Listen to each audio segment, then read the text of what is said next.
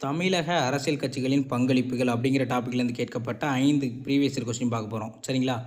First question, வகுப்புவாரி பிரதிநிதித்துவத்தின் இன்றியமையாமையை ஆங்கில பாராளுமன்ற குழுவின் முன் லண்டனில் எடுத்துரைக்கவும், பிராமணர் அல்லாதோரின் இழிநிலையை எடுத்து கூறவும் லண்டன் சென்றபோது அங்கேயே இறந்த தலைவர் யார்?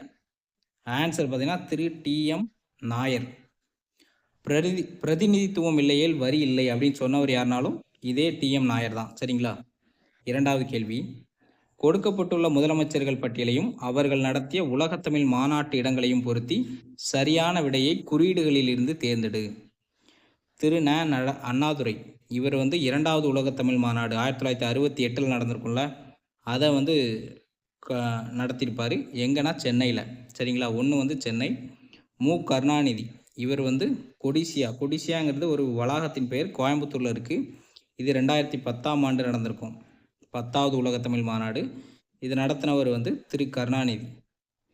எம்.ஜி. ராமச்சந்திரன், இவர் மதுரையில் நடந்த உலகத்தமிழ் மாநாட்டை ஹோஸ்ட் பண்ணியிருப்பார்.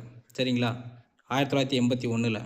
ஜே. ஜெயலலிதா தஞ்சாவூர் நடந்தது 1990ஆம் ஆண்டு. ஆன்சர் பார்த்தீங்கன்னா 2413.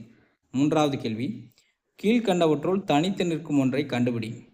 இதில் இந்த 3 பேர் யாருன்னா தமிழ்நாடு முதலமைச்சராக இருந்திருப்பாங்க. ஏ. சுப்பராயலு செட்டியார், பனகலரசர் சுப்பராயன். எம்.ஏ. முத்தையா செட்டியார் அப்படிங்கிறவர் கல்வி அமைச்சராக இருந்திருப்பார். இப்போ இருக்கிற வகுப்பு வாரி பிரதிநிதித்துவத்தை முறைப்படுத்தியவர் இவர் தான். சரிங்களா? ஸோ ஆன்சர் இவர் தான், டி. சென்னை மாநிலம் என்பதை தமிழக அரசு அல்லது தமிழகம் என்று எப்பொழுது மாற்றப்பட்டது? அஃபீஷியலாக 1967 ஏப்ரல் 16 அன்று மாற்றப்பட்டது.